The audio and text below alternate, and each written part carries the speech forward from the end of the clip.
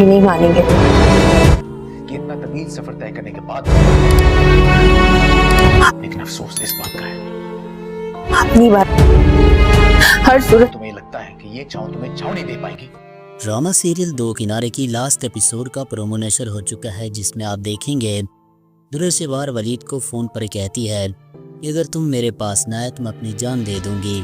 वलीद घबरा जाता है। वो मज़ीद उससे कहती है कि अगर तुम मेरे पास ना आए तो अपनी जान ले लूँगी और सारा कसूर तुम पर होगा।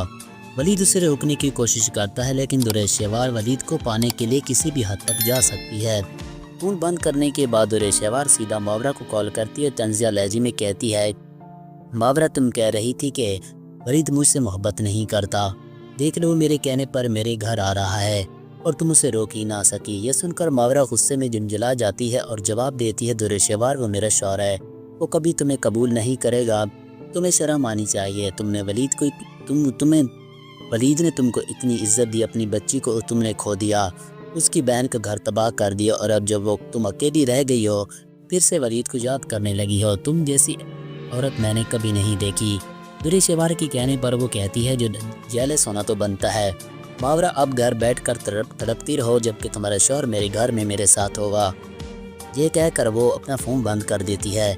दूसरी तरफ वलीद फ़ौरन दुरेशवार की माँ फातिमा को कॉल करता है।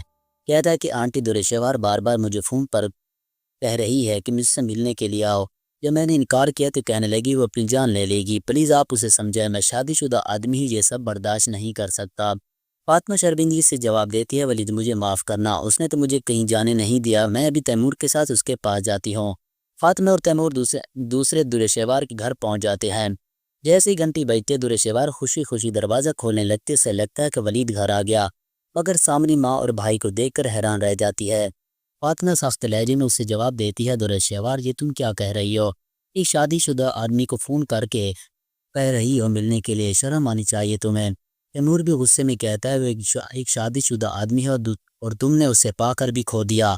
अब अगर दोबारा तुमने वलीद से बात करने की कोशिश की तो मुझसे कोई बुरा नहीं होगा। दूसरी तरफ दुरेशवार गुस्से में बोलती है, तुम लोग होते कौन हो मेरे फैसले में बोलने वाले?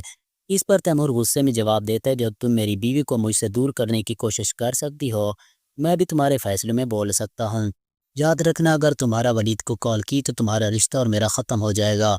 माँ और भाई के जाने के बाद दुरेशवार गुस्से और तन्हाई में चहलकदमी करने लगती है। पूरे घर में अकेली घूमती है और सोचती है कि जिस औरत और शौहरत के पीछे वो दौड़ती रही, आज सब कुछ होने के बावजूद इसकी ज़िंदगी खाली है। ना प्यार करने वाला शौहर है, ना बीवी, ना बेटी है, सब कुछ बेकार लगने लगता है। दूसरी तरफ वलीद जब दफ्तर से घर आता है तो देखता है कि मावरा की तबीयत ठीक नहीं, वो उसे हॉस्पिटल ले जाता है। यहाँ पता चलता है कि मावरा हमला होने वाली है। ये खुशखबरी सुनकर वलीद की खुशी का कोई ठिकाना नहीं होता। वो मावरा का हाथ पकड़ कर कहता है, मावरा तुमने मुझे वो खुशी दी जिसका बरसों से इंतज़ार था, दुआ के बाद ये मेरी पहली खुशी है जिस पर मेरा दिल मुतमईन है। मावरा आंखों ने आंसू लिए पूछती है, वलीद क्या तुम मुझे छोड़ तो नहीं जाओगे? क्या तुम दोबारा दुरेशवार के पास वापस नहीं चले जाओगे? वलीद उसे यकीन दिलाता है, कभी ऐसा नहीं होगा मावरा, मैं सिर्फ तुम्हारा हूँ और हमेशा तुम्हारा ही रहूँगा। तो दोस्तों आपकी क्या राय है? क्या दुरेशवार को इसकी तन्हाई मार डालेगी या उस कहानी का कोई और अंजाम होगा? अपनी राय कमेंट्स में ज़रूर बताइएगा।